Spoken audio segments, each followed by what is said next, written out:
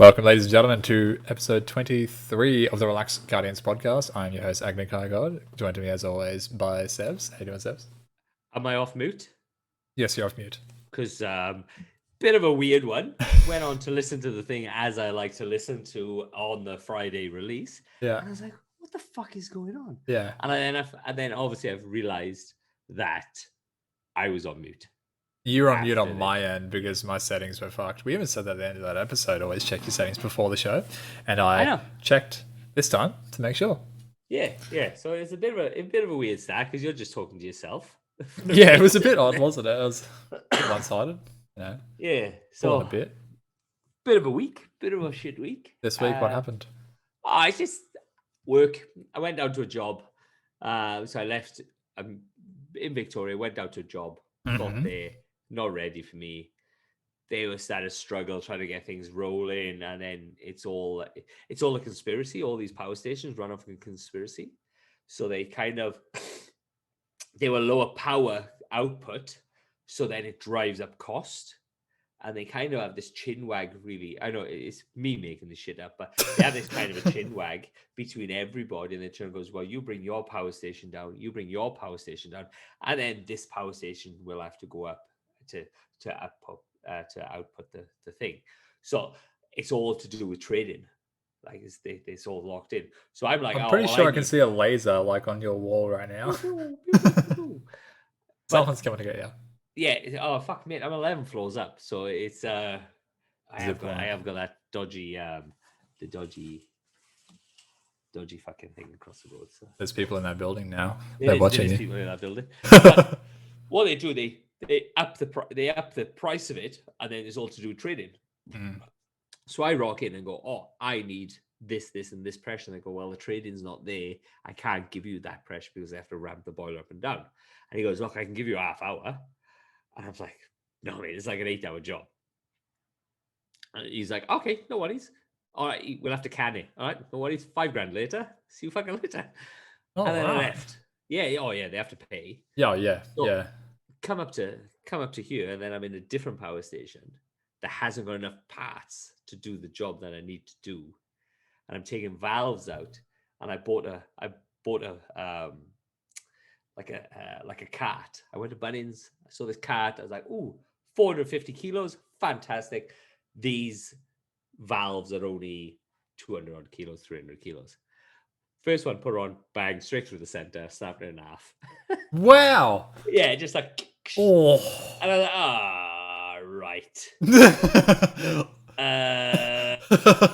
Take it back to Bunnings. Yeah, what to do now? And I'm like, fuck. And then these valves weigh a fucking bit, and this guy's swinging them about, and I'm trying to stop them, and I'm just getting fucking thrown around all over the place. So good times, man. Very, very good times. How was your week, Pete? Oh, Jesus Christ. I don't even know. It's just been like another week of dealing with young people that I don't want to deal with, but, you know, it is what it is. Oh, I tell you what happened, though. I tell you what happened the other day, and I don't know if you'll be able to see it. I'll see if I can. I'll see if I can do it. So, kid woke up, goes to my missus, poo. Oh, God. Mrs. gets up. She goes, oh, look, the bed's wet. The bed's wet. And then he goes, poo, because he started talking and stuff. So she picks him up, realizing,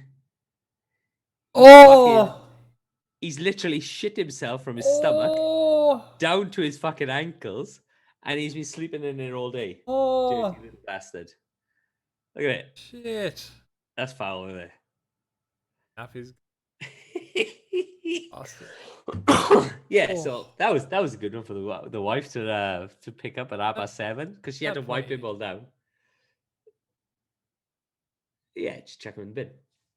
Not over. Yeah, so good times.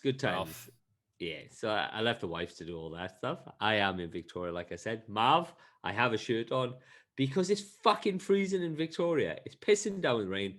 Everybody's walking around with yellow and black fucking shirts on. I don't understand it. I'm right by Marvel, the Marvel Stadium thing.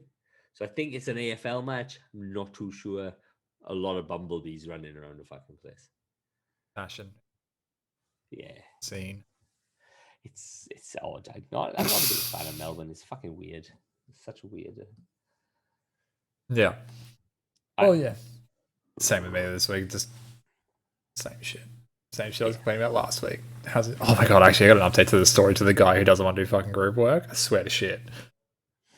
In the class with him 2 days ago, Tuesday, and we get like put into breakout rooms to like answer questions and shit. It's like just how he breaks down the class to make it a bit more, I don't know, interactive. Anyway, they're put into 3 groups, and this guy's put in a different group to mine, and he has to pick either doing research on location, gender, or genre in Australian films. And it's not fucking hard. He's just got to pick A, B, or C. I swear to God, he sits there for 2 minutes and he goes, do I have to be the one that picks the thing? And everyone's just like, just fucking say one. It's not even hard to just say location and then you're done and you go. Just pick a fucking thing. It's just like, I don't want to contribute. I don't want to do group work. I'm not doing this. what? How is he still in this? I don't know. I don't know how the fuck he's still there. I don't understand how the fuck he thinks he's gonna get through this life. Like, oh my god. Anyway. Don't do that, mate. You make yourself look uglier. Oh. He messaged me the other day and he's like, should we do our topic on how streaming in Australia is pushing for an Ozploitation sort of filmmaking? I'm like, well, there's zero evidence of that, so why would we do an essay on that? He's like, oh yeah, good point. I'm like, fuck me. Stop talking. Stop doing research on things that you're not doing. It's just That's I look. I think it's just the fact that we are so ingrained. We are so technological ingrained in shit like Facebook, Instagram, fucking TikTok. We are so into that shit. So when it does come to real life situations, some of the guys are just they just don't know what the fuck to do. I've met him in real life in person, and like he just, you know, those sort of people that just don't have the social skills. Like it's not a bad thing about them. They just don't like click with, you know, in their head. Like they just don't have the skills. Anyway, he's just not got them, and it's sad because like he's not a bad person. He's just difficult. Yeah. Anyway, Twab, let's go. I don't want to get angry. I don't want to get angry anymore. Mum's already trying to talk me down from a ledge. All right. Season of Chosen have entered its second half. I don't understand this due to the fact that it's coming to the fucking end. You face the right of proving on behalf of the Vanguard. In doing so, you've put an end to the growing conflict with Empress Keitel and her followers. While not preventing wars, you also found time to investigate a distress signal from a ghost ship of sorts. Excuse me. In Presage mission. Unraveling a mystery of missing Guardian, discovering the dead man's tail exotic scout rifle. Earlier this week, we spent some time with the development team and talked through the creation of the Presage. Did you watch that? I did. Did you watch it? I did. Awesome. They had the same problem with the audio, where the audio was super loud from the game, so you couldn't hear a lot of what they were saying half the time. But what they were saying was really fucking interesting to watch. I recommend everyone goes and does that. All right. So what did they talk about, mate? No, just talking about how they just don't leave us hanging. They never intended to go out and make a horror mission, but the more they developed this area, they're like, we can kind of go in a scarier direction. It's just interesting how the development of the area changed the story that they wanted to tell initially. Right. I didn't get fuck all from that, but hey. Just don't get it. You can still watch the full replay here. So if you go on Bungie, the Twab of Bungie, 4th of 8/21, you can actually re-watch it, and they have a really cool picture of the ship and stuff, and the Glycon. Yeah, it looks like it's close to Saturn, because are they Saturn rings, I would imagine. I think so. It's supposed to be where Mars was. Well, I wouldn't know how close Saturn is to there. And this is one for Curly, new guy in the clan. One thing that we've always proud to support are charity initiatives, giving players a chance to be guardians of the world. This week, a senior Bungie Foundation manager, Christine Edwards, brings some news on the upcoming Kilts for Kids initiative. So it goes on. a few things, and there's this fucking massive guy called Mark. He's standing there in a kilt in a river with an axe. Don't know why he has a Superman belt on. He is a fucking big fucker. Christine's up a tree reading a book. Forrest is doing something. Doing something. Yeah, he's got like lots of arms, and he's got kilts, and he's. So what's the charity for? Built for kids. What's that? I will get that now. I haven't got that. Oh, okay. So it's between community support means everything to them. Our hearts continue to go out to the children and families who are battling illness through a pandemic, which has left many of their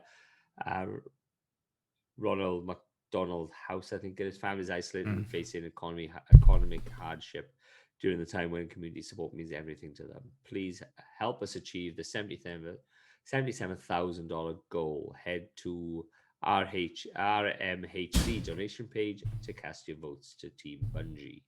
By donating $10 or more before Friday, April the 23rd at 5 p.m. PST, every $30 donated will pay for a family to stay at the house for one night. So I think it's Ronald McDonald, the Ronald McDonald charity. Mm-hmm. But then what is cool about it is that you get the emblems. So, like I said, for Charlie, for Curly, $50 receive this year's unique Destiny 2 emblem. So it's kilted. This emblem is still in development, and his name is to be TBD. To be determined. Unique codes will be sent to all $50 plus donors. So it's a blue tartan, and it's got some Scottish knotwork and shit like that. It's pretty cool. $100 prize and above, plus receive a postcard digitally signed by our Kilts for Kids team and mailed to you. $250, all prizes above, plus a digital copy of a new and unique piece of artwork made by Bungie's Mark Fleeg. I'm not too sure who that is. Not sure. $1,000, everything above, plus 1 hour Destiny 2 gameplay session with Bungie employees and fellow Kills for Kids donors, which is pretty cool. $2,000. All the prizes above, plus three. But the first 3 donors at $2,000 plus will receive one of the 3 hand-painted Destiny vinyl goblin figures themed to past, present, and future. These vinyl figurines will be hand-painted by Bungie employees and will be shipped to the winners. Is that to the top donation? That's $2,000. I think I can swing it. Well, one time we should tune in and do a Twitch stream to get some money for these guys, and then give it in under the name of a charity stream. Yeah, that would be dope. Just play marbles. Oh my god, marbles is so popular. I love marbles. I know it's odd. It's odd. I was listening to the DDU, and they had a guy on his time when he went in. He ate, so he streams Destiny, Butters. I haven't watched much of his shit. And then he actually plays the marbles when he's eating, because then... Oh, yeah. Something to do so he doesn't have to interact. Cam says he'll sell his wife to get the vinyl. Yeah. All right. Fantastic. Iron Banana obviously is on. Iron Banana, Season of the Chosen. This is the last Iron Banana for the Season of the Chosen. So what I heard last week is they were trying to do the new matchmaking. Yeah. So they were trying to do, like, if you have 10 players, you'd have the best player on team 1, and then you'd have like the second and third best on team 2, and any kind of thing. But they removed it for this one for some reason. And people are really fucking feeling it by what counts. Right. So I don't know why they removed it, whether it was a trial period, I don't know. But I know that the last time we had Iron Banner, they tried it in both the team up on the freelance playlist, and then they removed it from team up because it didn't work with people going in with groups, but they kept it in freelance. But now it's fully gone from freelance as well. By all accounts, I'm not sure. Okay. Before we go, we'd like to take a moment to look forward in time. Season of the Redacted. I'm not too sure what the new season is. No one is. Is coming in a few short weeks. Saladin has a few new items up his sleeve for you to earn when the new season begins in May. So I'm not too sure what these guns are because I haven't got a fucking clue. So there's a sniper, there's a hand cannon, there's an LMG, and a shotty. Aren't they new weapons or they're reprised? No, all right. So the familiar hand cannon and sniper rifle will be joining the fight, but two new weapons are also making their debuts. So the LMG and the shotty are new. The hand cannon, the sniper, old D1 stuff. Okay. So I don't know. I think it's D1. Two new weapons also. The year one weapons to speed with random rolls, but also bringing some new rewards into the fall when possible. This always depends on a bit of what resources we have for the given season. But we're looking forward to new Iron Banana. I can't stop saying that. But Iron Bandana. Iron Banner themed tools for your arsenal. Looking even further out, we're planning new armor for Iron Banner. These sets won't appear for a few seasons, but we have heard your desire for some new digs. Once we have more information, we will let you know. Until then, we hope you enjoy the new weapons. All right, here's the fucking juicy part. So I kind of tried to read this and then got bored, so I didn't bother.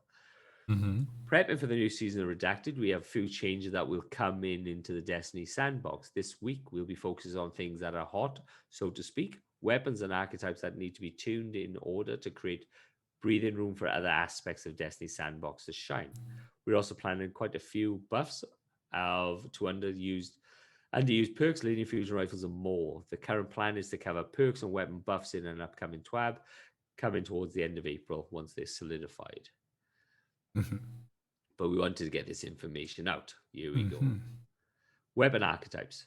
Aggressive 120 hand cannons are dominant in PvP and receiving enough feedback that we want to rein them in a bit. Without completely taking away their range benefits, these weapons will now have damage and aim assist fall off distance be reduced between 2 and 4 meters based on the range stat. This roughly halves the range buff they received in Beyond Light. That's huge. That's huge. Yeah. That takes away 120s basically being an all ranges weapon. So now pulse rifles and sort of scout rifles, not really scout rifles at the moment because of their awkward recoil that they got. But really pulse rifles are kind of shown a bit more longer distances. So Vigilant Swing, Messenger, all of those great things are going to be getting a lot more love. Yeah. Well, that's what the thing was. Like, you would be sniping, and then a guy could shoot you with an igneous hammer out of your snipe. Yeah. And you're across the fucking map. Yeah. So, and there's like no drop off. Like the maps is like close enough that the drop off is irrelevant. Yeah. So look, hopefully, like a hand cannon should not be able to outdistance a sniper rifle. It doesn't fucking work. Yeah. It may kind of sting. It should sting like if you are using a scout rifle, but it should be. It should feel like you have advantages to using the different guns. Like a hand cannon shouldn't be an all-around amazing weapon. That's what's just annoying about them. Yeah. It should feel like that you can have a scout rifle and be a bit further, maybe not sniper range, but further enough away that your damage drop-off outdoes their damage drop-off. Yeah. Being hand cannon, Just little things like that, which they're aiming towards, Yeah, but they'll buff this and then they'll realize, oh shit, we've done something wrong, and then they'll buff that and then they'll fuck that up. So I don't know where it's going to stop as such. Like hand cannons were non-meta. Like if you had a hand cannon in real life, just say if you had a hand cannon and an auto rifle, not being funny, auto rifle win every fucking time. Yes. It's not that. Yeah. It's a weird thing. Yeah. Keep going. All right. Vortex frame swords. With Fallen Guildine now viable forever, we need to adjust it a little as its damage output is flat out higher than all other legendary swords. With this change, we allow it to keep its high damage output, but are reducing its full reserve damage output by reducing the number of heavy attacks you'll be able to perform. Full energy heavy attack ammo cost increased 4 to 6. Yeah. So you can spin a couple less times. Yeah, but it doesn't really matter because most of the time we use it is aiming towards a boss fight, and the boss fight has certain amount of damage. You can't just whack a boss fight into oblivion. Yeah. They go bang, bang, bang, damage phase, and then roll into something else. Do you reckon this could be looking forward rather than what we have now? Like Vogue, for example. Do we have something coming in Vogue, do you think? With if they've changed enough where they're worried that swords will just spin Atheon to death. Well, the thing is, what they've done is they've realized. I would imagine they've realized that they can't do another Riven where you can step in, hit her in the toe, and kill a bitch. Like, because the last two have raids now, you can't get to anybody. You can't get to them with a sword. You can't get to You can't get to Tanix with a sword, and you can't get to the Garden of Sorrows end boss, whatever his fucking. Yeah, yeah, fucking. Let's just put him in the sky. Yeah, exactly. So maybe they turn around and go, well, we don't. If we rein back on this, then maybe you can go toe to toe with the guy and then not do so much damage, or they will just shove a fucking force field so you can't get up to him and you have to do damage from a distance. I don't mind them changing the way that they do bosses personally. Like flying Tanix is fine because I'm as long as it's not just because so we don't hit him with a sword. Like if you give me like better alternative where even if he wasn't flying I still wouldn't use a sword, like that's fine. To be honest though, if you do double shotty, you're gonna do the same amount of damage. damage. Exactly. Like there's plenty of ways to do plenty of damage. Like look at the way we used to kill Callus. Like we used to get on a panel, put a rift down, and then put a rally barricade down before Lunafaction boots, and just infinite ammo the freaking dude. Yeah. There's been plenty of ways. So they'll just like we have with Riven and like thing, we will figure out, or not me personally, but other people who are better at this game than me will figure out things, and then it just kind of dribble down to the fact that, oh yeah, if you hit the wall over there, you will kill that guy. Yeah. Chip damage. Certain weapons, swords and Bastion, bypass shields by varying amounts, which has caused numerous issues with stasis encased enemies, encounter mechanics, and other content. We have removed chip damage from swords and Bastion. I don't know what chip damage is. So you just bypassing the shield. So if you had a wizard with solar shield and you hit him with a Bastion, you would pass the shield and hit their health directly. But why would he call it chip damage? It's fucking stupid. Because it's not direct damage, it's like inch damage. It's like just what it's called. But they've removed it, but yeah, like they said, because you could freeze enemies and basically just destroy them. I thought that they were bringing Bastion in to get overload shields. Overload champions. Yeah. Not anti-barriers. Right. Quick draw. This perk is intended to these are the perks. Quick draw. This perk is intended to provide faster swap speed, but is also passively buffs handling by 100. This completely negates the downside of using low handling weapons such as aggressive shotguns, sniper rifles, and hand cannons, which isn't something we want to encourage. These weapons should have downsides, and working around these completely via perk isn't healthy. We don't think allowing a fast swap to the shotgun subfamily with the highest one hit kill range is great either. The handling bonus is now removed 1 second after switching to the weapon or upon aiming down sights. Replace quick draw with surplus on new and existing drops of Felwinter's Light and Astral Horizon. So they are now removing quick draw for Felwinters. They're not removing the slide shot. So if you don't swap the fucking thing, you can still do slide shot. It'll still beef your range up, and it'll still do all the stuff thing the slide shot does. Yeah, see, that's the weird thing that's happening right now. Is you're removing the aim down sight speed, quickness, and possibly the swapping speed between guns, but you can put mods on to do that. Felwinter's isn't going to go away because of this nerf. It's still going to be hella powerful. Like people aren't aiming down sight for it. It's mostly the hot swapping between weapons that they use it for, which is like, it's the nerf is to make you build for that. And what's the word? Build for that bonus instead of just having it already built into the gun. So I can understand that. The problem is that they're just nerfing quick draw across the board, and that's going to really affect snipers and the way they play their game. Yeah. Because that quick aim down sight is quite important for snapping in trials, quick shots or whatever, quick scopes, anything like that. But like quite snappy aiming. The problem with snapshot sights, That's the thing. fitting aspects. Yeah, but snapshot sight, the quick draw already does what snapshot sights does, but it does it better. That's its problem. So now you can go for snapshot sights, fitting aspects, dragon shadows and hunters will do it as well. But yeah, you have to. It's more about building towards that ultimate ability rather than just getting it because you bought the gun off the wall. Frenzy. This perk is extremely high. I don't even know what Frenzy is, where we find it. It's a world drop perk. Oh, okay.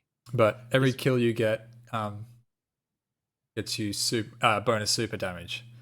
All right, let me read this. Then you can fucking put your tests. Okay. This perk is extremely high uptime in PvE to the point where it is clearly a better choice than most other damage perks. We like the high uptime and we want to preserve that, but wanted to award less damage than harder to achieve damage perks. Reduce bonus damage from 20% to 15%. Yay. Never. I don't use Frenzy. I don't know what the fuck it is. Another part of it was not activated. It didn't work in PvP. It just didn't work. They didn't put it in the tweet, but they made a tweet later on that it is now active in PvP. So people are getting supers in 30 seconds because they're building for it. They're putting on the Warlock chest piece where it's like if you get a kill with a weapon that matches your subclass, so say you're using Chaos Reach and you get a kill with Cloud Strike, you get like a massive bonus off of that. Yeah. And then like you put Frenzy on and that's kills with kinetic weapons give you like 2 seconds less towards your super. So people are just like fucking supering the shit out of each other now. Chaos Reach is just gone. Oh, I'll have to have a check of that because I was looking at it. I was looking at the chest piece because I got one. Mm-hmm. And then I was like, well, I don't actually think it's any fucking good. Like, I get my super in 2.5 minutes, I think, with Yeah,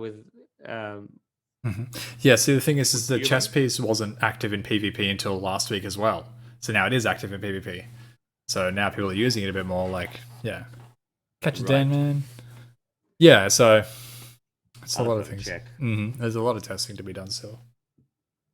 Reservoir Burst. Now increase magazine size in addition to its other effects, reducing a full battery bonus damage from 33% to 25%.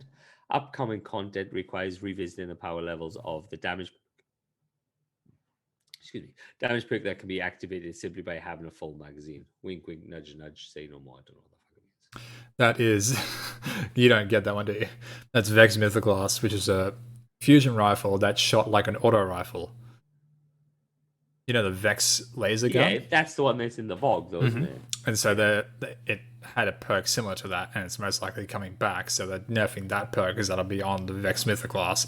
And imagine that damage that it could do just for having a full magazine.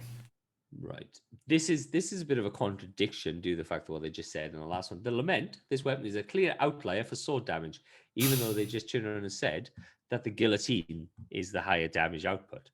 So for the health of the heavy weapon diversity, we are pulling it back a bit. Reduce damage of revved heavy attack by approximately 16%.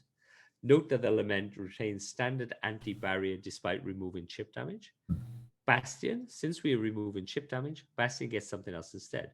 We've noticed increased feedback on Bastion and higher than normal usage in PvP, so we're making a small change here and we'll revisit Bastion later. Intrinsically staggers unstoppable champions. Increase spread angle by 13%. With all balance changes, we will continue to watch and see how they play once they are in the wild, and we'll look to make further adjustments based on the observation and player feedback.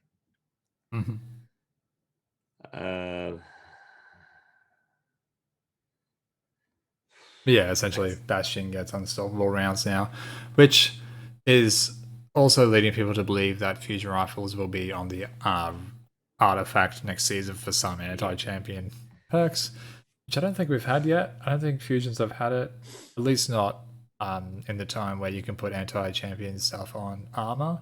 Yeah. So I'm not sure about that. Beginning of season 14, launching May the 11th, we're overhauling our shader system and how shaders can be applied to armor. Due to the overhaul, shaders will become a permanent unlock, and all shaders in player inventories will be removed, which is fucking great because I've had enough of dismantling fucking shaders. Right. So they get rid of them. Get rid of them yourself, guys, because Otherwise, you're gonna lose all the fucking crap that they give you. Mm-hmm. Right. Here we go. That is it. Right.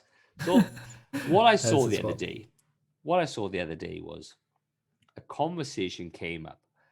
So Mascabacrus, is it good in PvE as good as it is in PvP? Now, I don't use Mascabacrus, and I know that it has a intrinsic damage bonus that when you dodge, you can do arc damage, and it will beef your arc damage up to a certain percent. Yes.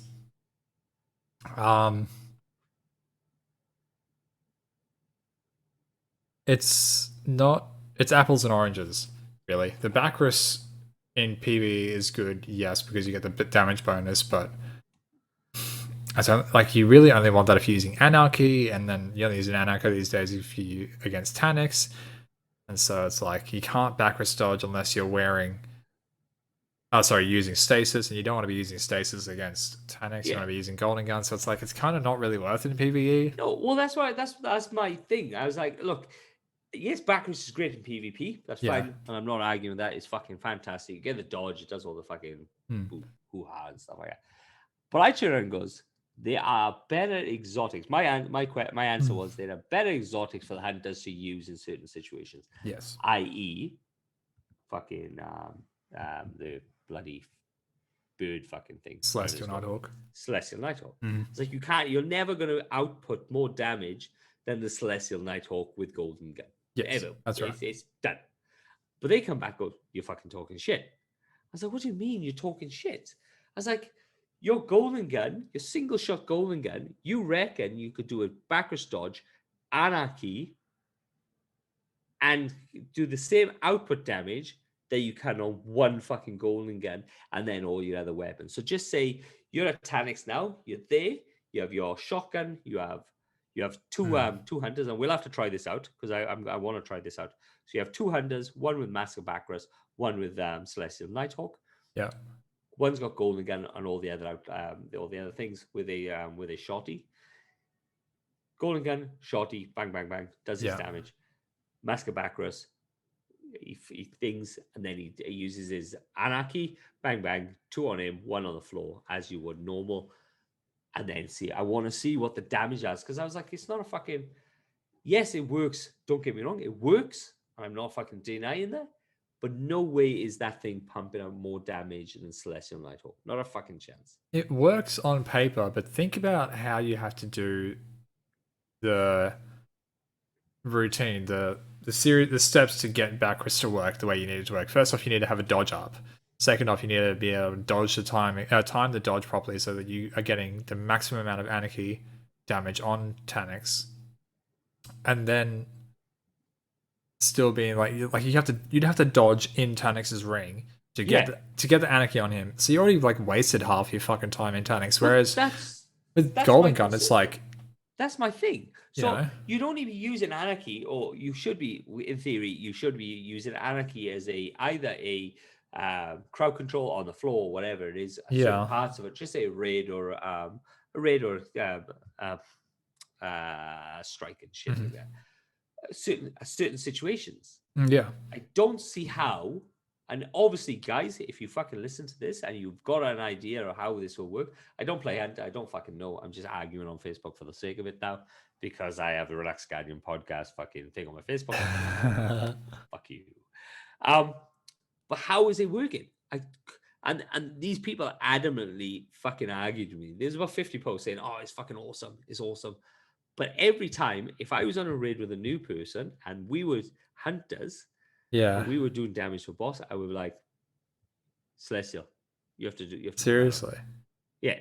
It's just and your super is just wasted as well. Like you're relying on a dodge when you What's the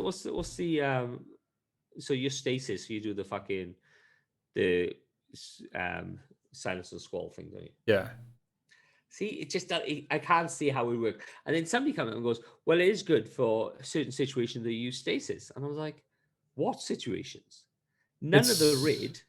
The Chaos Room is pretty good for stasis because it's just such a there's literally chaos. So you just chuck Silence the Squall down, and it like sort of just slows everything down when you're trying to ball drop. All Or right, yeah, dunk fair the nukes. enough. All right, That's like the cool. only bit. Every other bit's like But if you throw stasis, you're gonna hit the security canisters and get everyone killed, or you're gonna hit the wrong Tanics. Sorry, yeah, Atrax. so it doesn't like. Obviously, when we talked about this right at the beginning when we started this podcast, was we turned around and goes, hopefully DSC would have a stasis requirement in it because obviously stasis got introduced Yeah, into the in right before the raid, but it hasn't. it's We got would no place still in we there. st- Oh, we still sounds good. revert back to Mhm. well or radiance. Mhm. If you have Nova Bomb, crack on. You'll fucking knock out 4 the things out with a Nova Bomb. Chaos Reach works really fucking well. Yep. Hunter will only use fucking Golden Gun because Yeah. it's bang, and then you can go back into your normal damage.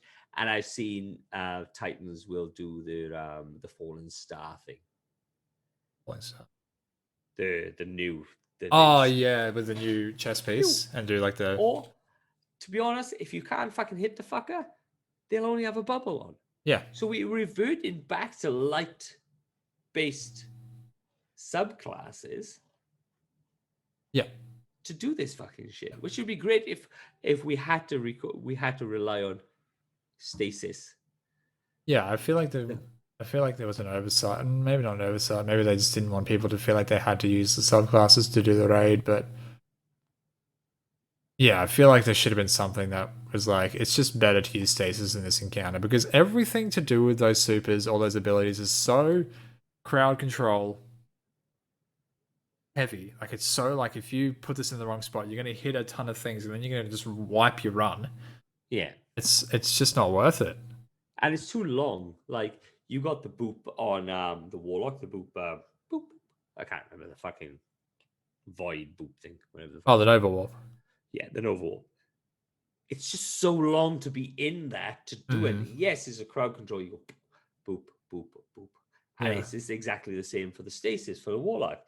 Is you throw your thing and they boop, throw your thing in the boop. So it's exactly the same thing. It's just too fucking long. Yeah. To be in it, you want your super go bang, it's gone. You fucking move on to something else. That's why Nova Bomb is so fucking good. Yeah. If you want, obviously, your Chaos Reach is fantastic because they have that new perk that once you're doing damage, it'll fucking up your damage and it loop on itself. Yeah.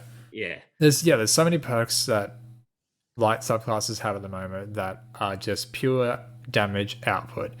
And that's kind of where people get annoyed with stasis because it negates your damage output, which makes you feel bad in PvP, which is why people don't like it. It's like, that's why people hate getting slowed, because as soon as you're slowed, your accuracy basically drops to 0. Like, you just can't hit people. So, yeah. It's stasis is a really, really weird spot at the moment. It's not that it's bad, it's just so different to the way we played for 5 years or 4 years. You know? And then this thing comes in and it just completely flips the way we play on its head. And we just don't know how to... We do know how to work against it now, but we just don't know how to balance it properly, and we don't know how to use it super powerful in endgame content. Yeah, it's just odd. And I was fucking arguing with this. I was like, you are no way...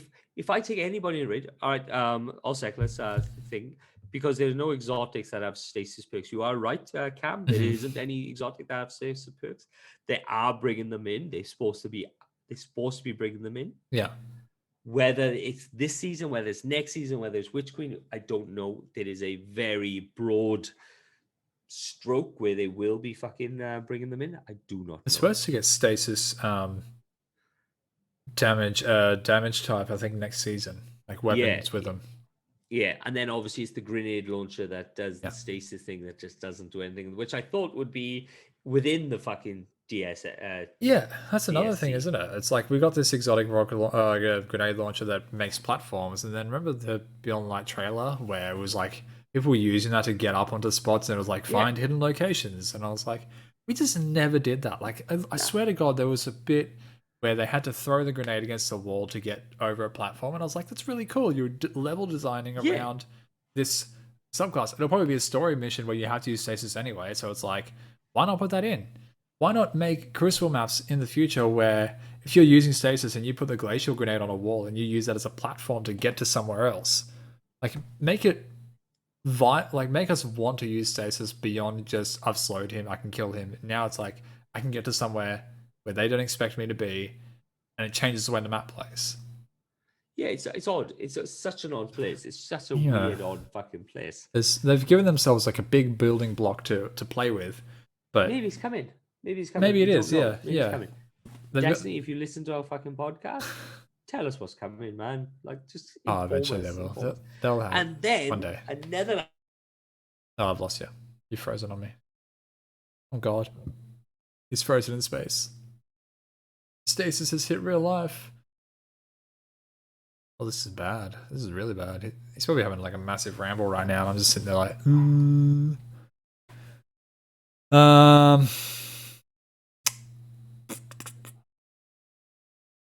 yeah. I'm worried for the future for Stasis when it comes to PvP because they just keep nerfing it and they don't know how to balance it. And it's time to stop nerfing Stasis and start building on light subclasses again and make them one of the same, make them strong again. Like they feel in rates, like we were just saying, you know, like make us feel like we want to use light subclasses in PvP. Yes, I know Chaos Reach exists, and that's that whole thing, but like that's gonna get nerfed soon. It's gonna stop shooting through walls eventually. Like that's just coming. Can't fight that. Goliath Titans got nerfed recently, but people aren't switching off Goliath Titans, even though they got that crazy armor chest piece now that like gives them an overshield when they launch their super. People aren't using that in PvP. It's a one-hit super. They don't want to use that for that. They want to use it for big damage in PvP. You know, it's hard. I mean, we can sit here all day and say they need to do this, they need to do this, they need to do this, but they probably thought about this a year before we even got any of this content, and they just going, well, eventually we'll get there, guys. But like, come on. Yeah, so rough. Yeah. It's hard. It's hard to say what I want. I'm not an original thinker here, but since my mind's settled on PvP, I want them to bring back old game modes like they used to have, like everyone else fucking does, obviously. But people keep saying, bring back these customizable stasis. Yeah, that's coming. Yeah, bring back game modes like Rift, and then give Rift its own playlist, because all I want to play is Rift. And it's like, but then you just split into the player base population again. And then we have the same problem that we had for Beyond Light Drop, where we had 6 playlists, nodes to drop into in Crucible, and everyone's spread out everywhere, and you can't find a game, so you just get shitty connection games or like sweatsicles, and no one likes it. So what do? You do rotating playlist game mode, and people don't want to do that because it's not Rift this week, so I don't want to go into that playlist. Oh, it's survival this week? Nah, so it never gets played. What do? Do you just make everything one playlist? Then it's just luck of the draw. It's like, do you click on just 6v6? That's the playlist name, and then you just go load in, and then you don't even know what you're playing until you get into the lobby, and it's like Control or Zone Control or Rift. I don't know. I don't know how to salvage it. It's hard.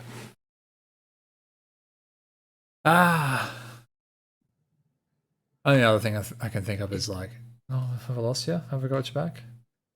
Are you there, my love? I got it back. It just kicked me out for some fucking reason. You froze in stasis like this. I panicked. It's like yeah, like it just went. I just like, what the fuck? It goes, you have no internet. I was like, what the fuck is going on? What were you saying? I went on a massive ramble trying to keep going. Yeah, that's fine. That's fine. So what I was saying is, so Seiko sent us things. So now for certain parts of the game, people are charging in excess of $850. Oh yeah, that recovery system for certain things. And look, it's fine. It's fucking. We know it's fucked. Every week we just get more and more angry that recoveries aren't all of a sudden fixed. Yeah, and I'm like, oh. And then so I turn around and goes, look, it's FOMO for certain shit. Don't fucking FOMO. And then a guy goes, but I did 11 recoveries on the weekend. And then it's just fucking erupted. I was like, oh, you want a gold star? And then people are just throwing fucking insults to this fucking guy. Oh. Like, just, why are you doing I just recoveries? don't understand. $850 for a ghost shell. That's fucked. It was $220. It was $220 for the adored. $550, 5,500, whatever it is. And then the ornament for the adored. Oh yeah, 5,500 legends rank. Yeah. And then the adored. $200 for that, like it's fucked. Like it's insane to me. Like if you're offering that service, just like start a Twitch stream and then be like doing carries, whatever. Or can you not do the carries unless you're cheating? And then you don't want to get caught because you're streaming. Like is it recovs? Is it recovs or is it actual like win trading? I don't know. So my hair's gone just crazy. Fucking ridiculous. Just fucking absolutely. It's just ridiculous. So all right. I know you got a topic of the week. Go. What's the topic? Oh well, we were sort of already on it in a way. We had a kind of conversation during the week that sparked this.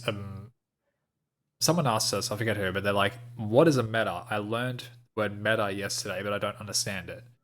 So I want to talk about this with you again because I think it's important.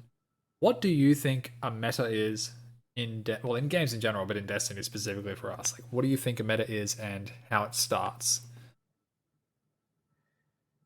Well, look, I'm not 100% sure what a meta is, to be honest. It's always what buffs have been given to a certain archetype of a gun, and then what's easier to use. So I think the last season was AR's got a fucking big buff that they had the time to kill was reduced, so they became meta as such. They had their time to kill taken away. So it was a longer time to kill, so they kind of rolled off. But I'm still getting killed by Suroses and fucking hard lights and shit like that because they buffs and they 120s came in. They got things now that they got given a buff, so they are easier to kill with, or certain things. I can't really use them. I don't know. The meta to me is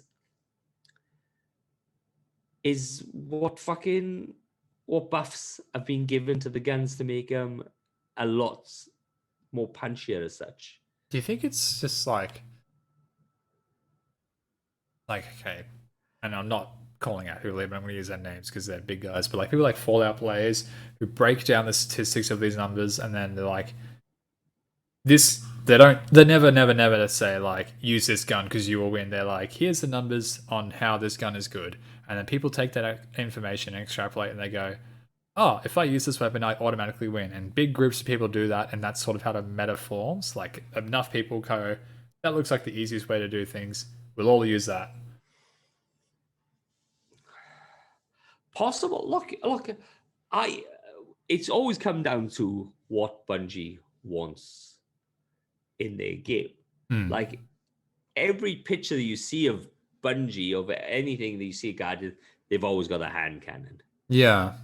So they always give certain perks to the hand cannon that pushes them above slightly more. Maybe now, obviously, they just had Igneous Hammer and they had the full drop off, as we discussed in the TWAB. I don't fucking know. But they've always got the hand cannons their main fucking go-to weapon. If you don't use hand cannon, you're at a disadvantage because Bungie loves fucking hand cannons because they do fucking weapon. They do. There is a lot. I mean, there's like 7 hand cannon exotics. We've said this before, but yeah, the artifact as well is a big factor. Cam says, I can agree to that. Like, there's perks that get put on the artifact that are just insane. Like, There was one last season where it's like the long gaze or something where hitting enemies at a long distance with precision would give them a debuff, so you could do more damage with it against them. And so Yes. hand cannons were doing fucking crazy damage because you had that perk on. And it's like, yeah, if it's easiest It's to hard. use, It's hard. and then it's sort of easiest to build on top of, that's sort of what makes it the meta, I guess. It's ease of use for a Yeah. larger group. Well, it's got to be like you always get the guys. You always get the fringe, like the certain fringe guys that will like a weapon, like a certain type of weapon.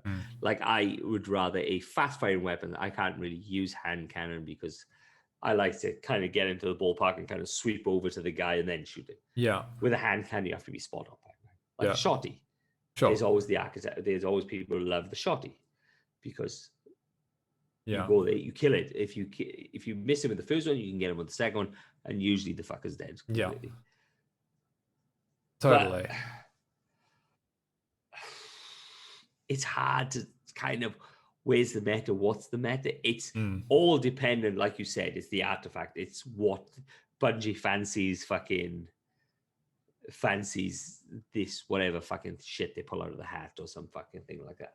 Like I keep going back down to we had the meta where we had the recluse. That had a great buff.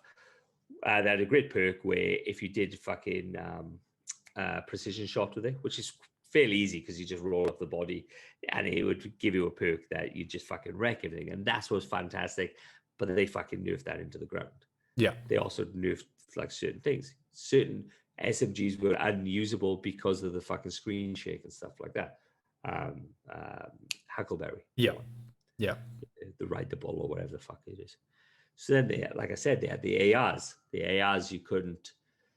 They were small damage, but then they had a perk where the time to kill was fucking reduced. Yeah. So you could fucking wipe people though. You could wipe fucking the floor with people.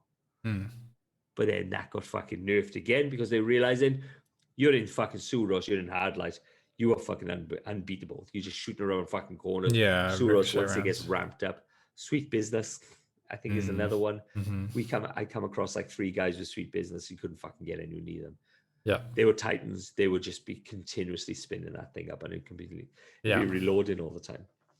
So yes, it's all figurative as such. It's whatever's in the fucking artifact, whatever fucking Bungie decided to pull out their fucking assholes. Yeah. Yeah. I can see that as well. It's hard because like now that they've just nerfed the fucking hand cannons, I would imagine you'd be rolling back to something else. I'm kind of picturing potential slowdown of gameplay now. Like, it's really going to depend on what the buffs are going to be when we get that patch list later in the season. But I think we're going to see a lot more distance gameplay and it's a totally different gameplay style from what we've been playing in PvP for the past 2 seasons, you know? Like, I think Dead Man's Tale is going to be put in a really weird spot. If it didn't get a nerf in this patch, I doubt it'll get a perfect nerf randomly in the next patch. But I think that's going to have a really strong start. What's the nerf on it though? The catalyst, the catalyst where you can hit fire and doesn't get any bloom, so you can just hit fire distance. But you can just turn around and get a hand cannon, so you can get the last word that does exactly the fucking same. That's what I mean. But the hand cannons are getting last word's not. No, it's a fucking exotic. So so what they were saying is the damage for the No Man's Tale is like 85 for a crit, 85% or whatever the fuck it is. Yeah. Once it gets the 5 shots, that it gets the fucking the precision hits. The precision hits, it goes up obviously. Yeah. Last word is 95. And that's hip fire and it's rapid fire. Hip fire the shit and it's faster. Yeah. Shit over long distance, but to be honest, that's what hand cannons are there for. Is close combat, fucking bang, bang, bang, bang, bang. Yeah, you move on. Yeah, like you shouldn't be able to cross map people. That's a fucking scout rifle. That's a sniper's job. Yeah, like I think they're slowly getting to a point where everything works where it should. I'm hoping We'll see how these buffs go. The issue is they'll buff something up and they realize it's not it's Mm. not too fucking crash hot, so they'll buff that and that'll roll up, and then that will roll up, and there's no in theory you should be able to go and then it kind of levels itself out. Yeah. But it doesn't. It goes, oh fuck, hand cannons, bang. Oh, ARs, bang. Hand cannons Yeah. back down. Ooh, hand cannons back up. ARs go down into the ground. All right, then fucking submachine guns come up. There's no like. Yeah, there's never like a middle. Yeah, there's no level middle ground, so everything's all nice and level. Oh, Fell Winter's back up. Oh shit, there's a fucking shocking meta. Oh, and then Chaperone. Yeah. Oh, Jotun comes up. Bastion comes up. Oh, that's going to get nerfed because the spread is so tight it fucking wrecks you if you hit the cunt. Yeah. Now it's been opened up. So it's, to me, meta is what the whales are fucking using, whatever the whales are using, and whatever buff Bungie's given, and whatever's on the artifact that you can change to, not change, but what you can work with to make you a better thing, you know? Okay. Yeah. I'll be pretty. I just don't want to see in that buff list damage, buff to damage or buff to damage drop off range on any weapon, because then it's just going to be the same problem that we got now. If anything, I just want to see maybe. It's so hard to say. I really want to just get these nerfs into the game before they put the buffs into the game and just see how that balances out, because they never do that. They never bring something down and then leave everything where it was. They always bring something down and then pull something up at the same time, like you said. There's never like a test to see where it lands. They should have bubbles. So they should have bubbles and it should go out. So sniper's obviously a long distance, but it's fucking shite when it comes up to thing. Yeah. Then you've got submachine guns, which should be the same range as a hand cannon. Sidearms, same range. Possible bows in the same range as scout rifles. Something slightly. Yeah. They should have individual bubbles. So from the person as it goes out, that's where you should think. A hand cannon should not be able to shoot a sniper across the fucking map. Yeah. A bow, possibly, depends how good shot you are, with obviously damage drop off, should be able to hit a sniper, because in theory that's what it kind of fucking does. But a sniper shoots a fucking 1.5 kilometers in real life. So like, is it going to be a thing? Yeah. Like a scout rifle should be able to be an all ranger, but then when it comes to close up, then it's going to start. It should start. It struggles. It chugs. Yeah. Yeah. But now it doesn't, because the dead man, you can do the fucking hip fire. Yeah. Yeah. Exactly. And that's why I mean, like, I think that's going to get a change at some point. If they're going to try and balance in that way, I think the Dead Man's Tale Catalyst is going to get a weird change there, where the hip fire might start to bloom a little bit. Maybe not fully, but it might get it might go the like. Have they ever changed the catalyst though? I don't think so. No, I've never. I don't think they've ever changed the catalyst. Once the catalyst is done, the catalyst thing. Obviously, I could be wrong, guys. If you fucking know, give us a fucking shout. I've never really known a catalyst to be so powerful like this. Though. Like, what catalyst do you know of that's like insane, sort of assistance? Like, what does Risk Runner's catalyst do? Keep the arc shot off longer? I don't even know. No, it procs. So it'll proc, and then it will jump to all the things. So you shoot one, and whoever's in that certain thing, it'll fucking kill everything. Right. But you can proc yourself though. If you're arc, you can throw a bubble, you can throw a grenade down, you can proc yourself, you can kill everything. Gambit is great for it. Yeah. And I've seen it in PvP, but you have to proc yourself, which is you damaging yourself, and then you can get fucking shot. Yeah. Look at the Huckleberry. Infinite reload as soon as you kill someone. Yeah, but like that's not that insane either. Look at Crimson. That thing is fucking phenomenal. Like, you kill someone, you get healed. Yeah, but does that have a catalyst? Yeah, that's the catalyst. No, that's the intrinsic perk. No, it has a catalyst as well, which makes it even fucking better. Oh, right. So but like they're not like they make it more powerful from what it already does, but the Dead Man's Tale doesn't initially have amazing hip fire, and then when you get the catalyst done, it's perfect hip fire. Like, there's no other catalyst. It doesn't have. it doesn't have that fucking inbuilt like the Crimson where it fucking heals you Yeah, when on a true. kill. It goes, you can just ship hipfire. Fucking great. Yeah. I don't even think the fucking last word is a fucking catalyst. No. So But why isn't how is the Dead Man Tale got a catalyst and last word hasn't got a catalyst? yeah, Like, we're in a weird spot with exotics where they don't have catalysts. Some do, like Anarchy doesn't. But Bad Juju does. And like, remember how you had to get Bad Juju? yeah, Way back when, like, and then you had to get the fucking catalyst of Bad Juju way back when. Trash. yeah. Well, not trash, It but just fucking doesn't painful. fucking. What's Yeah. the? It just doesn't make any sense how they've gone. Oh, Dead Man Tales because it's a fucking weapon from the presage. We have to give it a catalyst, and I understand that because you have to kind of do a dungeon. So you got the Whisper. You have to do a dungeon. You have to Outbreak Perfect. You have to do a dungeon for that. Catalyst, fucking Dead Man Tales. So it's one of their weapons that it's tied to a dungeon as a presage, obviously. Does Xenophage have a catalyst? I don't think it does. No. I think it's just No. intrinsic.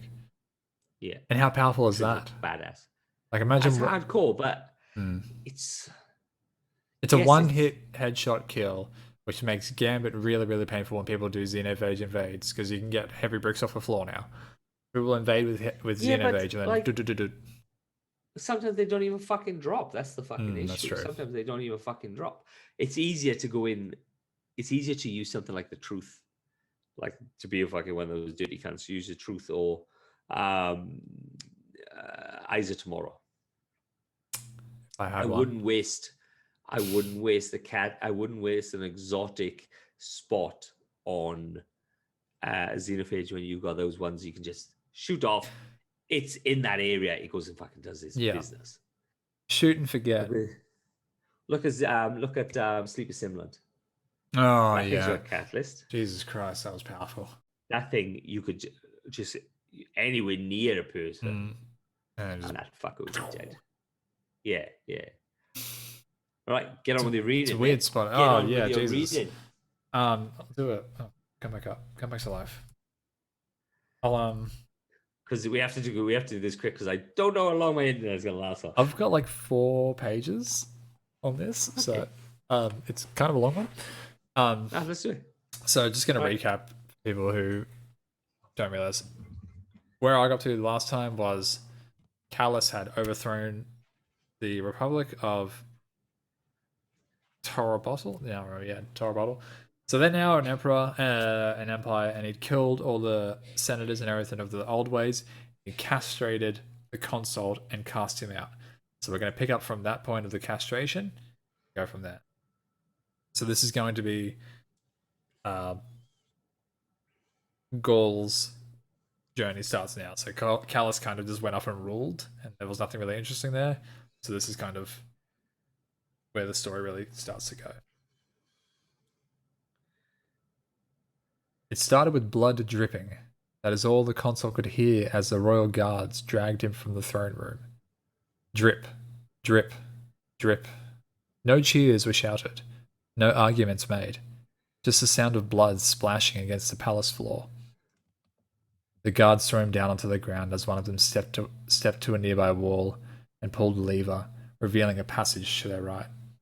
There was no light in this passage, no torches lit, just a black, empty void. The guards dragged the consort to the doorway and threw him inside. He turned to stand, but the doorway slammed shut behind him, and now he was alone, unable to see anything. Drip, drip, drip. The floor began to shake beneath the consort's feet. Suddenly, the floor was gone, and he began to fall down, down, down into nothing. Eventually, he hit the ground and began to slide. Gaining speed, he stretched out his arms to the sides, trying to find something to grab. A loose rock, a foothold, anything.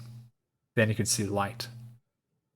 Unable to stop himself, the light grew larger, brighter, until eventually the consort was launched from the tunnel and into the light. Looking up, he saw clear skies, and he felt the warm embrace of the sun. Looking down, he saw the pearly white sands of the desert ready to engulf him. Thud! He landed hard on the sand, but it was quick to rise to his feet. Turning back to the city that had cast him out, he gave one last look, his vision slowly becoming blurry. Drip, drip, drip into the sand. This time, it was not only blood landing beneath him. So essentially, the consult's been cast out of the city. He survived the castration and he's been exiled. Because he'd be like, Yeah, he's literally like, my penis or my reproductive organ, because I don't know if they have penises. my flaps, my rhino flaps have gone. He was the one that had like the bit around his face, his mouth, like removed. I don't know. He had like flaps on his face.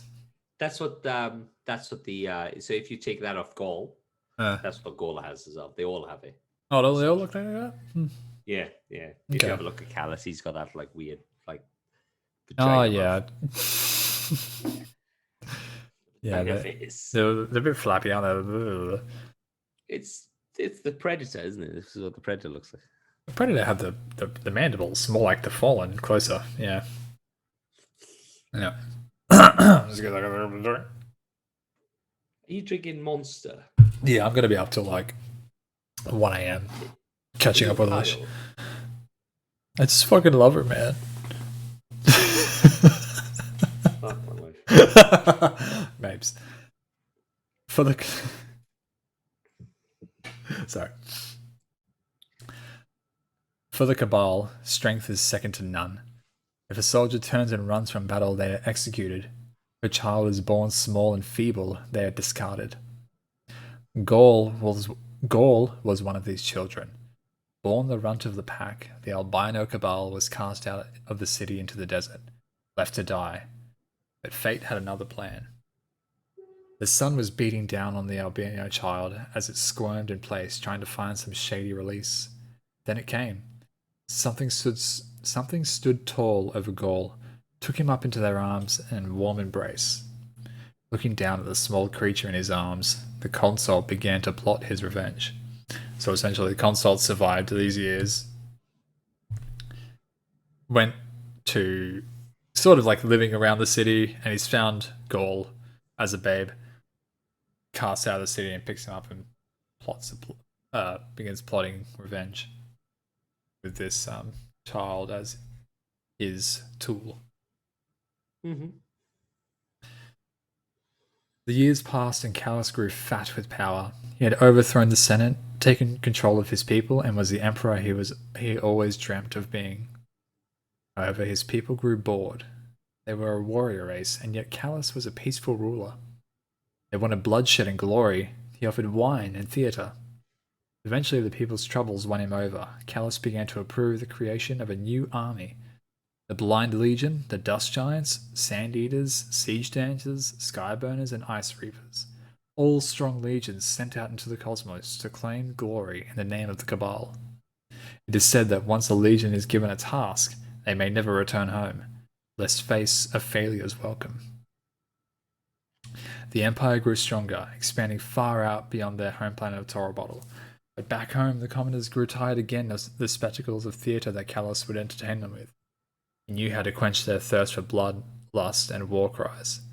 The arena. So, we're kind of getting into the point now where, if you look back at Rome, because we've spoken before how Callus's empire was sort of Roman inspired type of way, so he came up with the same idea, give them the Colosseum and let them watch people fight it out. Mm-hmm. So yeah, that's kind of where we're going. Yeah. Gaul had trained for years under the tutelage of the consort. Every day was a lesson. Every day was potential death. He had scoured the desert looking for food to eat. When he could find none, he would go to the trash pile outside the city and rummage through filth. Gaul hated the way he lived. He felt he was destined for far greater life, not this trash-ridden hole that the consort had built to keep them sheltered from the desert winds. One day Gaul grew tired of eating filth and dared venture into the city for some better food. He stood tall against many other Cabal, but his slim stature gave off little threat, so many of him let him pass unnoticed. Then he heard it, the loud cheers of a crowd nearby. "More death for the Emperor's glory," a frail old man said, standing next to Gaul. "Where do they gather?" asked Gaul. The old man replied, pointing down the street. The arena, of course, just down the road, and his words trailed off as Gaul had already begun running full stride towards the cheers of the crowd. At last he came to it. Have you ever seen a picture of Gaul against a human? I know, he's quite tall. So It's fucking massive. I know, he's tall, but he wasn't always tall. He was a runt for a very long time. Yeah. He's always been. Well, I mean, all Cabal are like fucking giants. It's not an uncommon thing. 9 foot tall. Yeah, Kayadal's taller than Gaul. Yeah. Yeah, he's fucking Smooth, huge. smooth. Death by smooth. Yeah, yeah, they stand quite tall, but like, not all of them can. No, yeah. So. I just saw because I was looking for a picture for Instagram. You can see the size fucking difference. I know it's insane, isn't it? It's like okay, I get it. You think it'd be harder to kill? Well, he was pretty hard to kill, wasn't he? Like, we didn't even kill him. The Traveler did. No, the other Cabal. No, you shoot him in the head, and then the gas mask bursts like, off, and it's like, fuck it, you die of oxygen overdose. Once you look at them, they're a certain stature. They're actually the same size as a Guardian. But once you call, Guardian next to a Cabal, like they start at 8 foot. I know. It's kind of a weird thing. Like, Guardians. Remember the elites from Halo? Did you ever play Halo? Oh yeah, on and off. Yeah. Yeah. Well, the elites were supposed to be like 8 foot tall, but they look like the same height as us because we played as Master Chief, who's like 8 foot tall, genetically enhanced. But if you play ODST when you're a normal human, they're like fucking giants. It's like, oh yeah, okay. Maybe these wouldn't be super easy to kill in real life. Yeah, it's fucking crazy. Yeah. That was my door. At last he came to it. A large crowd of people were gathered at the city's edge, looking down at something. Gaul made his way over, looking down over the shoulders of the crowd. That's where he saw it. A great big circular arena built on the outskirts of the city, with rows and rows and rows of people cheering on the bloodshed below. The combatants were so far down, the only way Gaul could tell when someone was hurt was when the blood stained the pearly white sands beneath them. He watched as one of the fighters swiped at the other. He must have made contact because the sword seemed to drag, and the second fighter fell to their knees. The crowd went ominously silent, and all turned to an opening in the stands Gaul had not noticed until now. He couldn't see who everyone was looking at. All he could see were a pair of hands appear out of the shaded alcove. The hands stretched out, palms up as if ready to receive something. Then the crowd began to roar, "Kill! Kill! Kill!" The hands clapped twice and the roaring stopped. The hands made a fist with a single thumb pointed out to the side and slowly pointed down. The combatant who seemed to have won the fight raised his sword high and swung down. From where Gaul was standing, all he could see was a body hit the ground and blood shoot out onto the sand. So we started to get like a similar image. If you've ever seen the movie Gladiator, where it's like they would turn to Caesar and he would decide live or die. Same deal. It was like, prove yourself. Even if you lost the fight, you might have proved yourself a strong enough warrior to survive another day. This guy obviously didn't, but the crowd always wants death. Yeah, well, I think they actually put that as a myth. It is. The all finger thing. Yeah, it is. Even the fighting to the death thing. Like, they didn't actually fight to the death. They would still fight, but it was fight quite to first blood. Yeah, fight to first blood. Exactly. It was quite tame. Tame and because it'd be different with obviously humans because you couldn't just regurgitate humans, but yeah, exactly. With the Cabal, it could be different. Yeah, we give ourselves a bit of separation between us and the Cabal. Like I said, they could shit out eggs and 10 Cabal could come out. Like, who knows? Yeah, no, I like it. It's good. Yeah, that's the idea. Gaul ran and ran and ran all the way back to the shelter which housed him, the consort. "Sir!" he cried. "Sir!" he shouted again. The consort appeared from the shadow and pinned Gaul down onto the ground. "Silent, you fool, lest you want them to come hunting for us." "Sir, I found something in the city, something grand." The consort pushed harder into Gaul's chest with his foot, pushing all the air out of his lungs and choking him for life.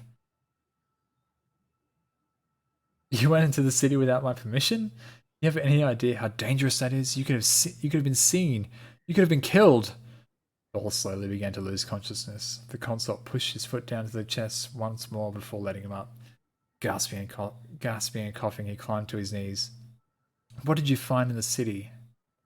An arena, where combatants fight for glory in the eyes of the Emperor.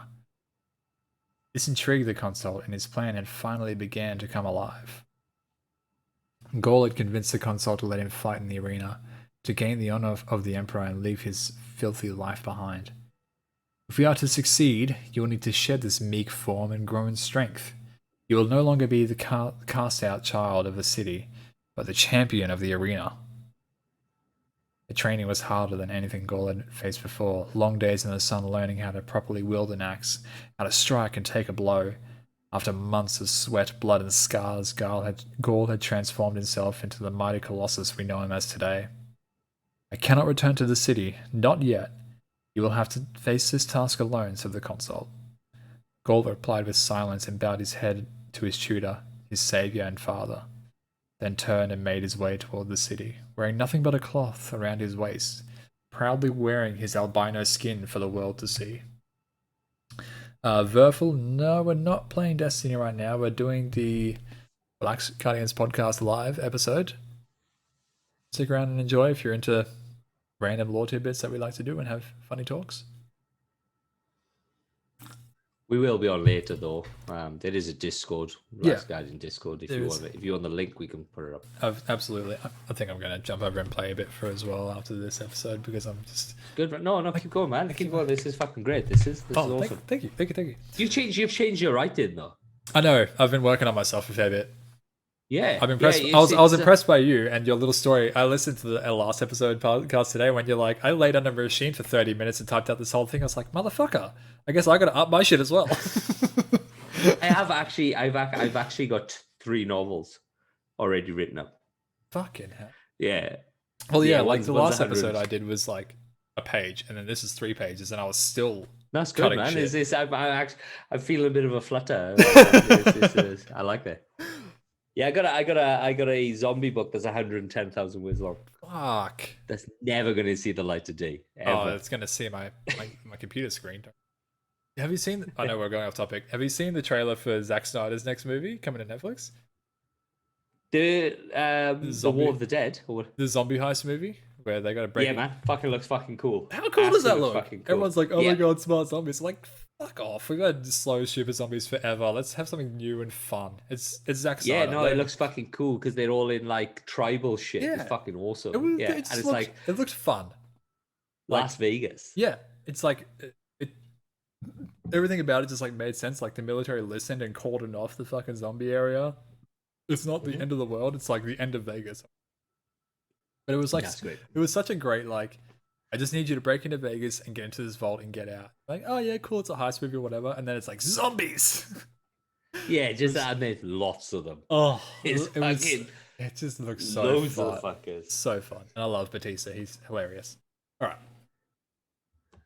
As Gaul walked through the streets of the city, some watched him in awe. Others looked at him with disgust. He did not care. Gaul's only focus was on the arena, his eyes fixed on the path ahead.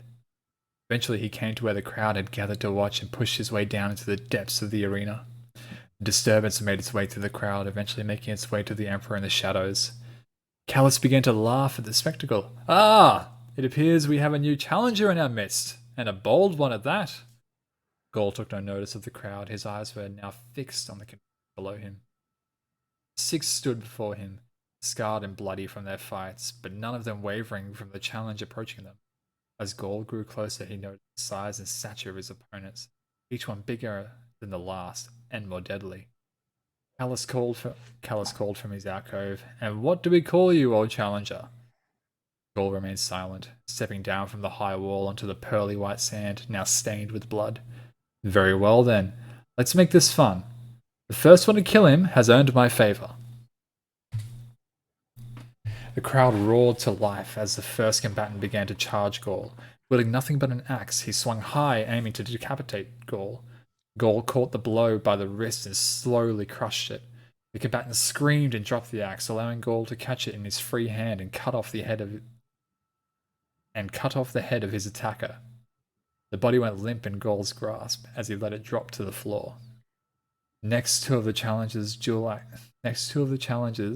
charged Gaul with dual axes. One of them from the left went for the low slice against his leg. The other jumped high into the air, attempting to drive the axe down into Gaul's skull. He remained unmoved. Gaul dodged back away from the low attacker, then turned his attention to the one in the sky, grabbing him out of the air and slamming him into the ground, quickly cutting him open before returning his attention to the other combatant. The second combatant began to run, so Gaul took up another axe and sent it hurtling into the back of the fleeing gladiator's skull. 3 more remained.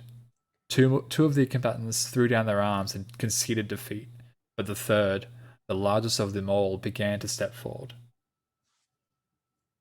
A low chant began in the crowd.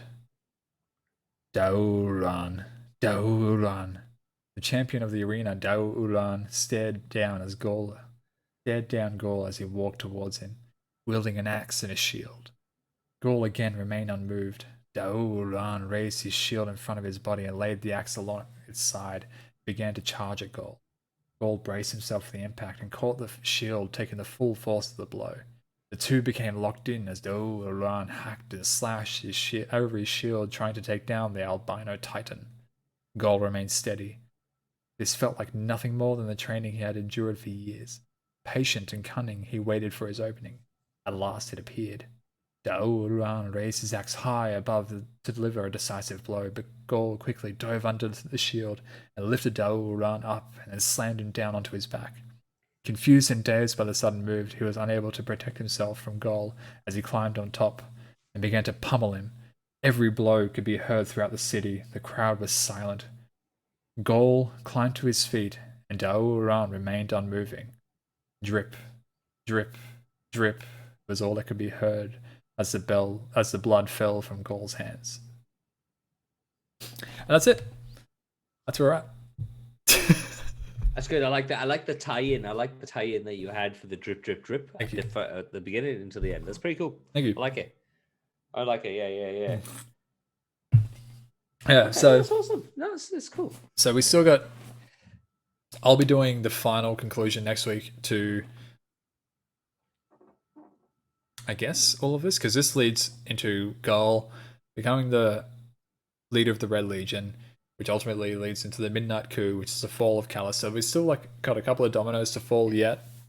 And because I'm writing them a bit longer now and a bit more in depth, we might even make it a 3-episode thing. We'll see how we go. Yeah. We will be doing terraforming. Mm-hmm. So after this, so what we've decided to do is maybe do a series, so we not jump in between Fallen, Cabal, Humans, Traveler. Yeah. Thing. So we're gonna do like a series, especially when it comes to certain ones like the wars. Mm-hmm. So we may even just congregate on the wars, and then I write my bit, Agrikai writes his bit on the war, and certain things like that. So we still tweak it, and we'd love to have some feedback, guys. Please. Of certain things that you want to hear, or if you like the way we write it, if you don't like the way I write it, if Agrikai is gay, I don't know, just anything. Agrikai, is that a wizard fucking thing in the back? That is strict. That is Gandalf's staff from the Hobbit series, not the Lord of the Rings series. It's his original staff. Right. Okay. I still have sex. Fuck you. That's what your wife texted me, because I on the Instagram thing, it was like, oh, we can't do it yesterday because his wife has a Zoom meeting. Yeah. Like, not his wife yet. And I was like, look, you have 2 kids. You are destroyed. Yeah. The only person who wants you now is him. So you are you're done and dusted. That's how so what we're going to do. She said the chat. So we're going to come together. We're going to possibly for the wars write bits of the war. We are going to get more. So obviously the humans have started. The humans will be coming into it, obviously after the goal and all that sort of stuff, and the Midnight Coup. Mm-hmm. So I will be doing terraforming and how the Traveler come in, and Ares 1, which is the mission going to see the traveler. The moon mission, yeah. Yeah. So look, we're all in the things. It's all good. It's all great writing. We're in the Really thick of liked it now. We're in the real That was weeds really of it. fun. Yeah. Oh, thank you. It's starting to really speed up. Like the fucking timeline's fucked now. It's fucking. And we're getting, like you said, we're getting better at our filling out the story. Like at the start, we kind of just like tried to stick to what we knew, and we didn't really expand ourselves. But now you and I are going in confidence, so we're writing like I just wrote tonight, where we're confidently just like putting in extra bits, you know. Like yours last week, especially, where it's like we don't know what the fuck happened in the whirlwind, so here's 5 stories of random Elixir trying to escape, and it was awesome. You know? Yeah, no, it's good. I like that. I like that a lot. I can see how you've taken, basically taken off the gladiator. I can understand. It was a lot of similarities, except for the fact that his family didn't die. It's look, the way the cabal is. Yeah. The way the cabal is that's all you've got. You have to take it off natural. You have to take it off what we understand. Like obviously, Bungie is taking off the Romans. He just can't fucking like. There's so many similarities between cabal and the Romans that they are basically futuristic fucking Romans. That's all they are. Yeah. So it's kind of. And it is written in the law that Gal becomes a fucking gladiator and stuff like that. So it's, what can you do, man? What can you do? You can only draw fucking shit that you read in history books, you know? Yeah, exactly. You get inspiration from places and like roll with it.